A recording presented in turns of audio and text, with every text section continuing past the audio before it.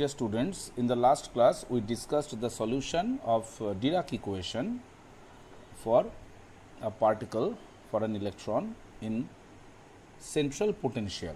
Now, we solve the Dirac equation for Coulomb potential in case of hydrogen atom, where the potential is VR, potential depends on the radial coordinate only r, equal to minus z square by r, that is the well known Coulomb potential for the electron in hydrogen atom. So, we solve the Dirac equation under central potential for the special case of hydrogen atom.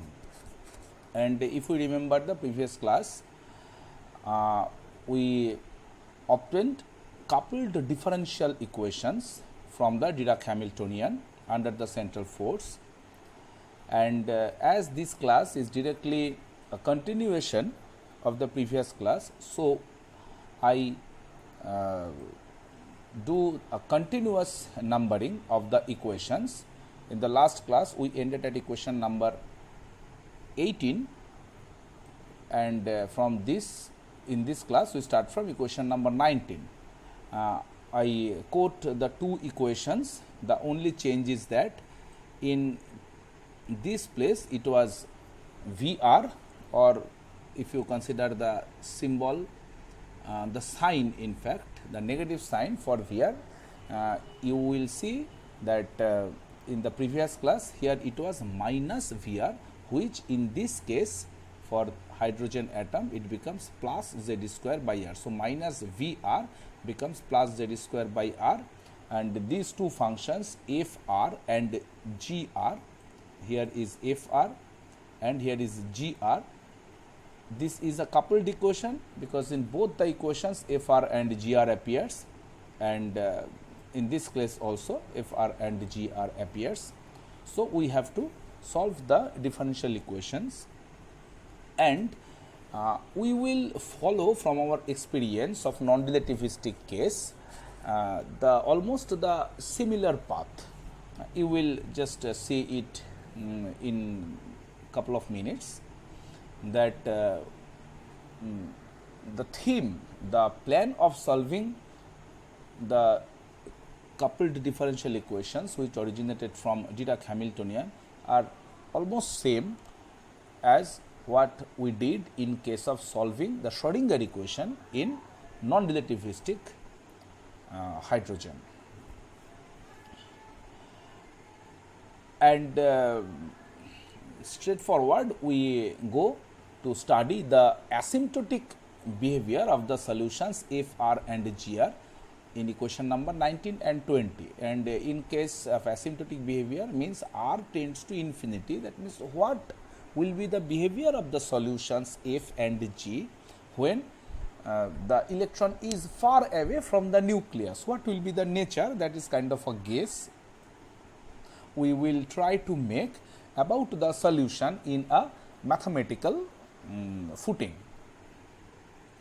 So, we see that these 1 by r term, and here is also 1 by r are in the denominator. So, at r tends to infinity these two terms will not survive, same here, and so we obtain the asymptotic form of the equations are like this, and we make some substitutions in the parameters for simplification, and we will replace them after the calculation is over. So, let alpha 1 replaces this one, and this one is alpha 2, and product of alpha 1 alpha 2 it also appear here, it appears alpha 1 alpha 2. So, we name alpha 1 alpha 2 equals alpha bar square. Alpha bar, you note it is not alpha because alpha is reserved for the fine structure constant. So, I note alpha 1 alpha 2 as alpha bar. This bar is just a symbol, no averaging here. So, you see that one equation becomes d2g dr2 minus alpha bar square g equals 0, which is kind of e to the power minus alpha bar r. Similarly f will be like this. You will find a similar equation. So, we see that at very far distance from the nucleus, the function will behave like e to the power minus alpha bar r. Now, we set this alpha bar r equals to rho. So, we make a substitution. And we find d rho dr equals alpha bar. And now, these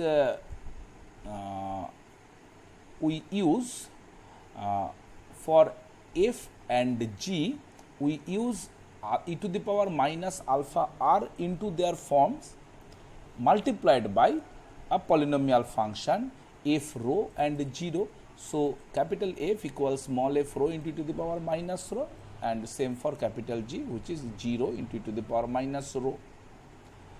And we will try to replace this small f and small g in the equation, in these equations 19 and 20, and then take their polynomial expansion form for f and g, as we have done in non-relativistic case, and we proceed. So, just we replace equation 19 becomes, after we replace capital F by small f and capital G by small g, then one equation becomes this one. You see capital F and G is replaced by small f and small g.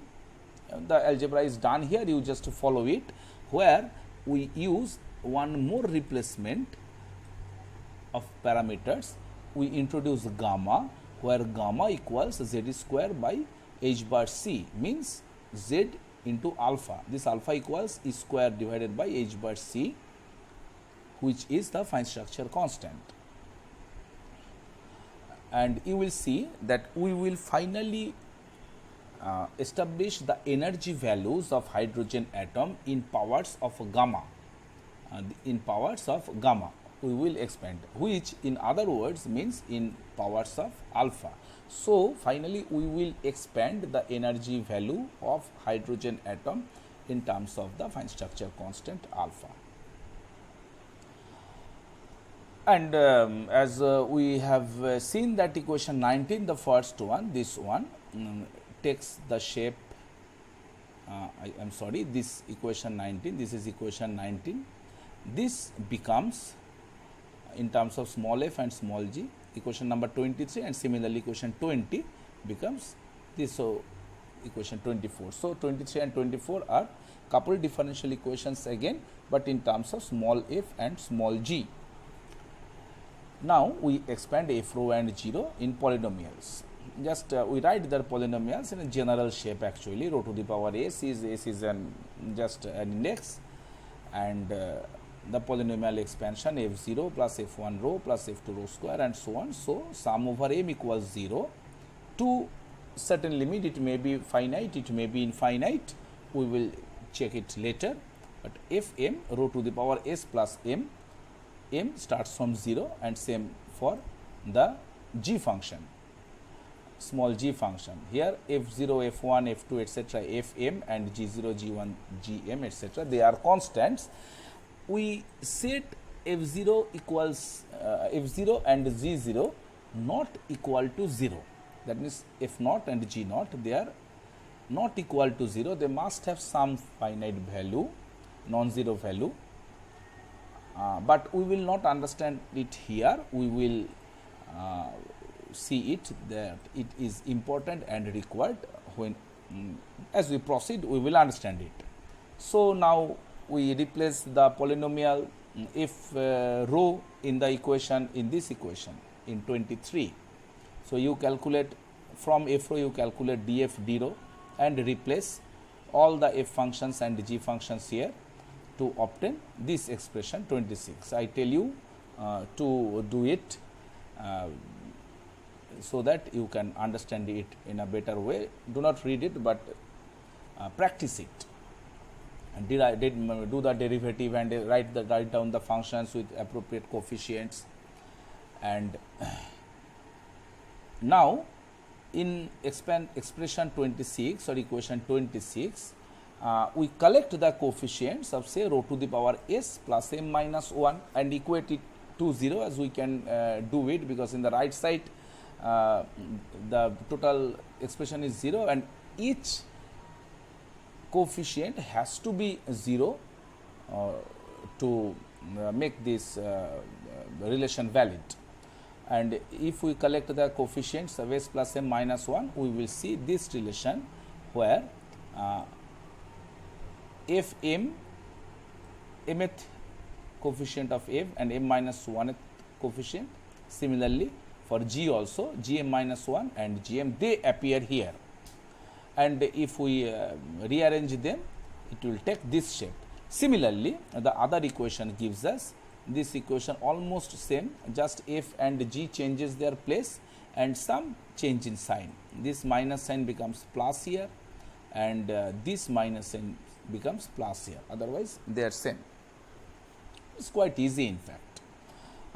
You can do it with in fact no trouble. Now note that all fm and gm coefficients for m less than 0 are 0, because in the series you set m from 0. So m from 0 m increases, there is no negative value of m is considered in the series. So if there is any negative term, even if you try to include, the coefficients will be 0. Say f minus 1 will be 0 or f minus 2, they are 0. F minus n, they are 0. F and g. Now you set m equal to 0 here in this equation 27 and 28. You set m equal to 0, so what you find? This one is f 0 and this is f minus 1, which is 0. F naught, this one is f naught. F m minus 1, that means f minus 1 is 0. Similarly, z minus 1 is 0 and this one is z naught, g naught. So f naught and g naught survives both in 27 and 28, and we obtain this expression 29 having f naught and g naught only. So we can solve f naught and g naught from here, but the non-trivial solution will survive if and only if this equation, this relation is valid. You understand?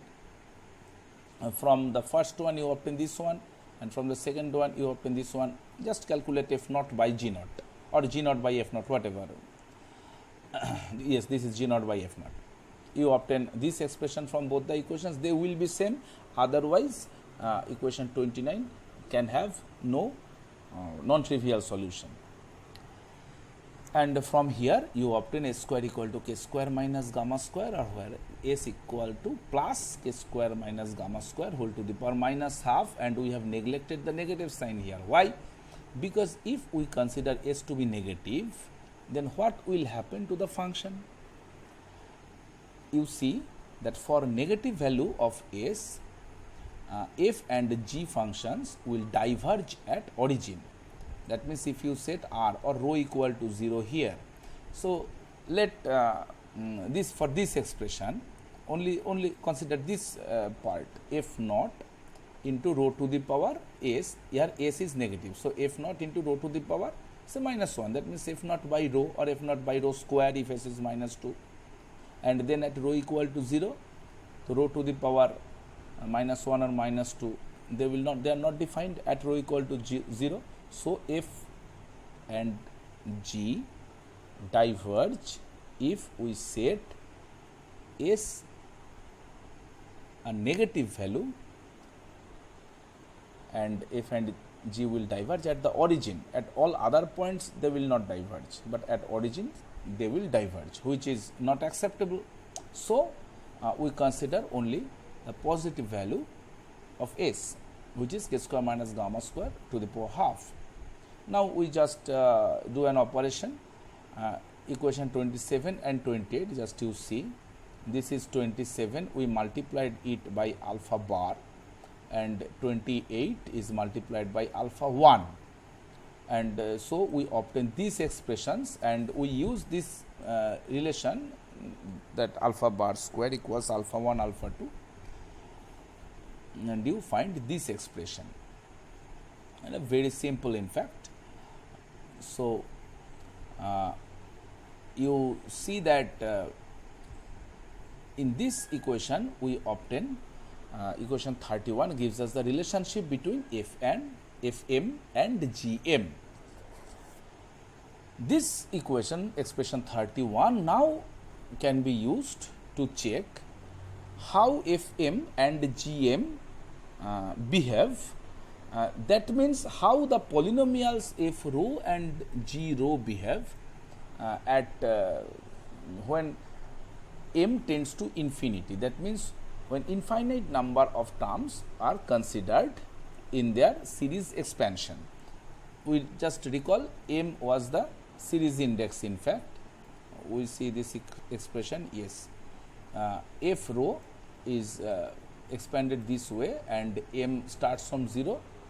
I told you that the upper limit we will check, so I have not written any upper limit here, nothing written here. And now if we set a very high value tending to infinity for m, what happens to Fm and Gm, these coefficients? How do these coefficients behave? So in this expression, as we replace Gm from equation 31, that means Gm equals this one by this expression. You bring this part in the denominator and you find the value of Gm and go back to the equation where Fm, Fm minus 1, Gm and Gm minus 1 were involved. And you see such a big expression, but don't get panicked. This will be simplified when we set m tends to infinity. So all other terms where m is not involved will be ignored, because m tends to infinity means all other terms can be ignored. We can imagine that. So that means s plus m minus k will simply be m, nearly equal to actually. So this is the expression. This term gives mfm and this stays here, and in this part you neglect actually everything other than this m alpha bar, and in the denominator it will be m alpha 1. So this term will be gamma to m alpha bar m alpha 1 in the into Fm, and same here. So you see that if you cancel this term and again this term, alpha 1 cancelled out, alpha bar cancelled out. So Fm minus 1 here, Fm minus 1 here. So this will be minus, both negative signs. So minus 2 into Fm minus 1, take it in the other side and collect the coefficients of Fm. So it is m minus gamma alpha bar by alpha 1 Fm equals this one, and again you ignore this term as m tends to infinity. So it is nearly equal to m into Fm equals 2 into f of m minus 1. So Fm, this is extremely important. This is kind of a recurrence relation when m tends to infinity. That means Fm is can be obtained from Fm minus 1 when you multiply Fm minus 1 by 2 by m. Similarly, you can see that Gm is 2 by m into Gm minus 1. So these are the relationship between the coefficients in the F series and G series when m tends to infinity. Now we just look at the coefficients of the series e to the power 2 rho. Just this is an exponential series, you know it. An exponential series means e to the power x means x to the power m by factorial m summed over m, means here e to the power 2 rho means 2 to the power m rho to the power m by factorial m. So I name it as Tm, that means Tm is this part. This is my Tm, And what will be Tm minus 1? It will be 2 to the power m minus 1 by m minus 1 factorial. So, Tm by Tm is 2 by m into Tm minus 1. Same relationship which is obeyed by Fm and Fm minus 1. So, the successive coefficients in the F series and G series, they behave as if they are the coefficients of e to the power 2 row series. This is a very important thing, because at m tends to infinity, then Fm and Gm behaves e to the power 2 row, and your capital F and capital G function, it was like this. Capital F was f of rho into e to the power minus rho.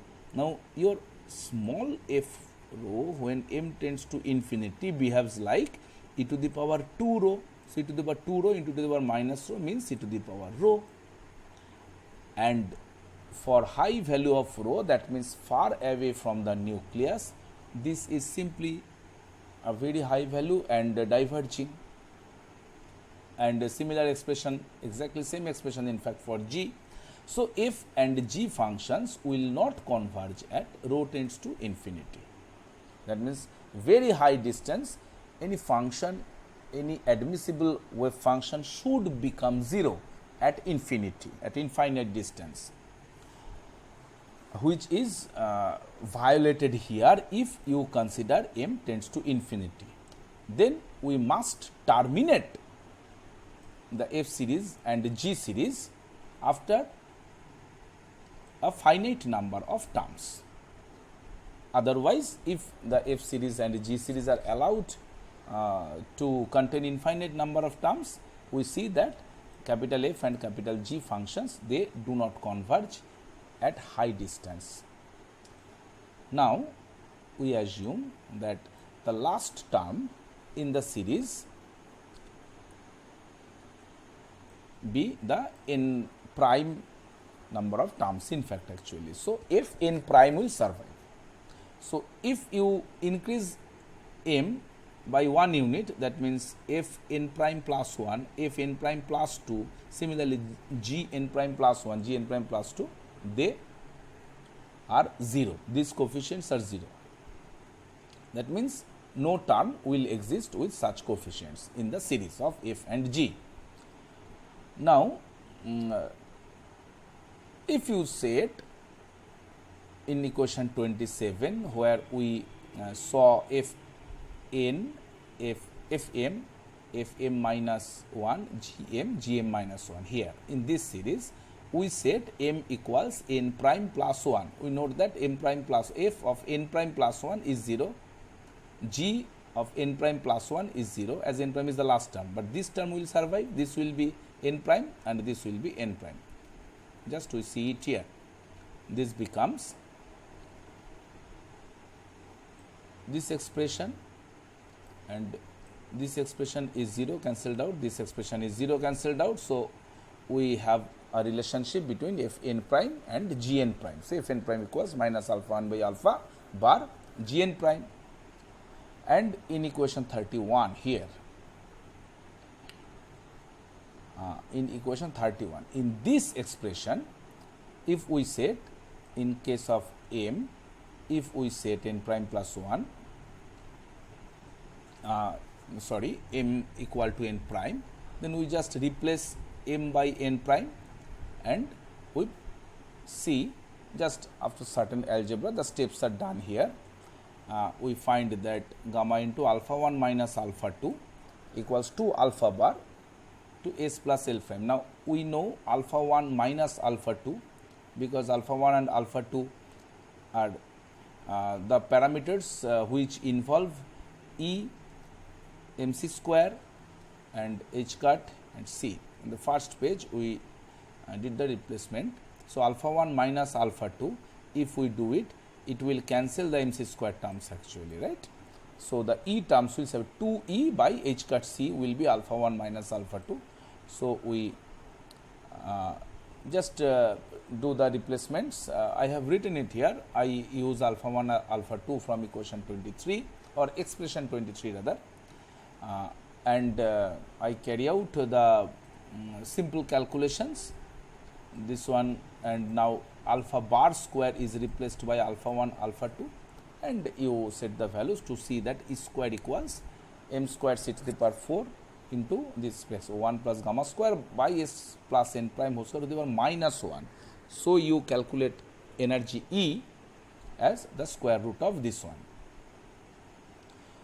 Now, we see that equation 33, that means this expression, it was derived using m equals n prime. Note that you could have written E plus and minus here. You could have written E plus and minus, but from our knowledge of the negative energy solutions of Dirac equations, we ignore the negative energy parts because all the negative energy states, those were actually blocked, and we are actually interested in positive energy solutions. We discussed it in our previous classes, in fact. So, we take the plus value here only, and equation 33 was derived using m equals n prime, that means the last term, or any term, that means there is a value of m in the series. M may be 1, that means n prime equals 1, m that it may be 2, n prime equal to 2. But what if there is actually no value of m, in fact m equals 0, that means in the series of f row and g row, where we did the replacement in equation 25, actually there is only row to the power s term in the series. Actually, just if you look in this block, there is no row dependent part. If we set m equal to 0 only, the function will be only f naught into row to the power s, and here it will be g naught into row to the power s. So, only this part is considered. We need to check that still we have this value, because this expression was derived using the last value. Just we need to get a recheck. And so, we see f naught equals minus alpha 1 by alpha bar into g naught, and we compare it with equation 29. From here we obtain f naught by g naught equals minus alpha 1 by alpha bar, this equation. And in equation 29 we did similar things with f naught and g naught. Where is our equation 29? Yes, here. F naught by g naught from this expression will give you gamma by s minus k, and f naught by g naught in this expression will give you minus s plus k by gamma, as we see it here in this box. Now, it will be equals minus alpha 1 by alpha from this expression. From this expression setting n prime equal to 0, as we have done it here. Definitely, then this term equals this one, similarly this term also equals this one. So, we here compared the values of f naught by g naught from all the possible cases. Now, we multiply this term by this term, and it will be definitely equal to the square of this term. This term will be squared, and then we do the algebra, use alpha square equal to alpha 1 into alpha 2, and then we find that E equals mc square into s by k. And now, in the general equation 33 here, we put n prime equal to 0, as we are checking the case here m equal to 0 or n prime equal to 0 in this special case. So, we set here and we find the same expression here. So, E square equals m square c to the power 4 into s square by k square, and the same expression. That means, equation 33 is a valid equation for any value of m. It may be 0 or it may be other numbers, but it has to terminate at a finite number. It cannot go on infinitely, as a series must be terminated to have an acceptable admissible solution of capital F and capital G, as we discussed. In equation 33, that means in the general expression of energy, here you see that K, if you remember K from our previous class, the values of K were plus minus 1, plus minus 2, plus minus 3, and K comes here as K square. So all values of K, both positive and negative, were allowed. Here in equation 34, which comes for n prime equal to 0, only positive values of K is allowed, because all other terms m, c square and s, you note that s has to be positive, as we discussed previously. S has to be positive. In this case, s must be positive, otherwise small f and small g functions will diverge at origin. So s is also positive, m, c square are positive, energy should be positive because we are not considering negative energy solutions. So K must be positive. So that is the catch here. When we use non-zero values, that means positive values of n prime, K can take both positive and negative values, as is given here. When we consider n prime equal to 0, K will be only the positive numbers. That is the difference we need to be careful. Now, as we know gamma, what was gamma? Gamma was the z into alpha, fine structure constant, which is much less than 1, because value of alpha is 1 by 137 in atomic units, and z can be maximum, say even for uranium z is 92. So if you take hydrogen like uranium, then also gamma will be 92 by 137. So it is definitely less than 1, and in fact for any reasonable hydrogen like system, gamma is much less than 1.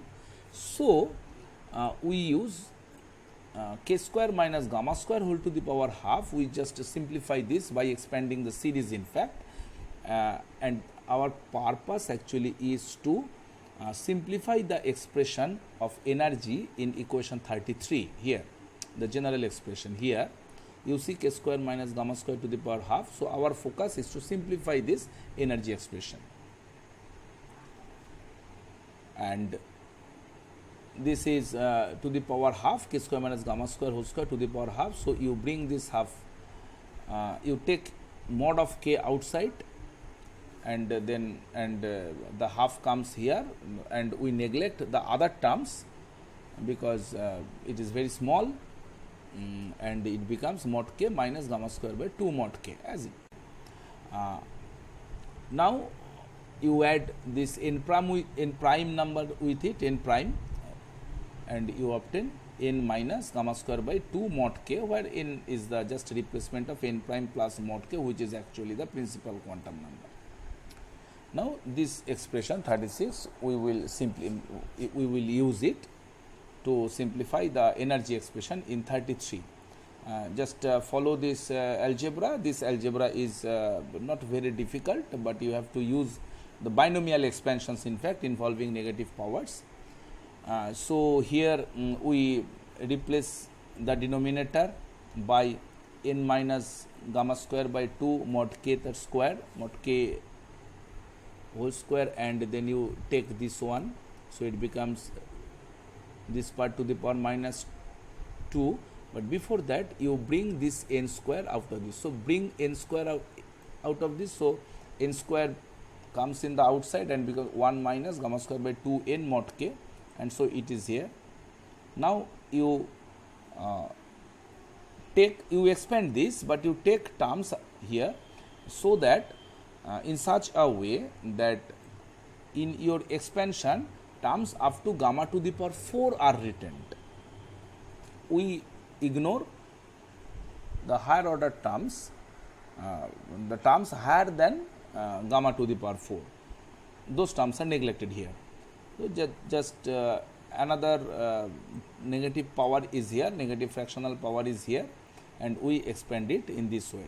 We written this term here, then take the first expression, minus half comes here, and the second gamma to the power 4 by n to the power 4 is 3 by 8. You just carry on the binomial expansions as is done here.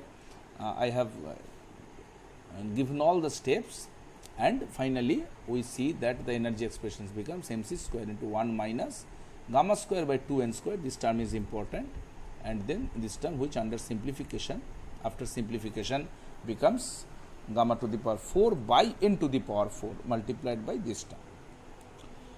Now, as we see, the first term gives us the rest mass energy, as it is a relativistic calculation. So, E minus mc square actually will give us the energy of the electron in the Coulomb potential. So, the first term for this is mc square gamma square by twice n square, which is the non-relativistic term. You just replace the value of gamma, that means z is square by h bar c whole square. You will see that this is what we got from Schrodinger equation, even for Bohr expression actually also. And then comes the gamma to the power 4 dependent term, which is actually the relativistic correction, and this is called the fine structure correction term. This gives rise to fine structure correction. Note that in relativistic calculations, spin of the electron comes directly in the algebra from the Dirac equation, from alpha matrices, beta matrices, etc. From the conservation of total angular momentum, spin comes into play directly. But this same expression was obtained by Sommerfeld even before the birth of, in fact actually almost 12 years before the birth of quantum mechanics, just simply by using old quantum theory and using elliptical orbit and the relativistic mass correction of the orbiting electrons in elliptical orbits, Sommerfeld obtained the same expression.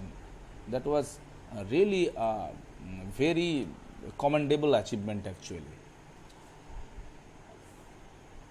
So, this is the expression, and we see that we replaced mod k by j plus half, and if you see equation 6 of your previous class, you see that mod k actually is j plus half. Therefore, we replace mod k here by j plus half, and then we see that the energy, that means E minus mc square, which is the energy of the under the Coulomb potential, depends on the principal quantum number n and also on the total angular momentum quantum number j. But you see that the energy has no dependence, still no dependence on the orbital angular quantum number L. So, for different j values we will have different energies, but same j values can come from two separate L values. Say L and L prime are two separate L values, where L prime equals L plus 1. We assume that L prime is higher. So, L prime, say L plus 1, then L prime j will be, if you take L, then corresponding j values are L plus half and L minus half. We know it from angular momentum algebra, addition of angular momentum, and for L prime it will be L prime plus half, which is equal to L plus 3 by 2, and L prime minus half, which is equal to L plus half if you replace L prime by L plus 1. So, you see L plus half comes in both the cases. The higher j value when orbital angular momentum quantum number is small, and the lower j value when the orbital angular momentum quantum number is high. They give us same j value. So, we say that L degeneracy is not completely removed. That means, say for n equal to 2, we have two states, L equal to 0 gives us A state and L equal to 1 gives us P state. L equal to 0 will give j equal to half, please 0 plus half. So, 2s half. and L equal to 1 will give us 2 j values. 1 plus half, that means 3 by 2, that is 2p 3 by 2. Another one will be 1 minus half, that will be half. So 2s half and 2p half, they will have same j value half. Therefore, they will have same energy, that means L degeneracy is not completely removed.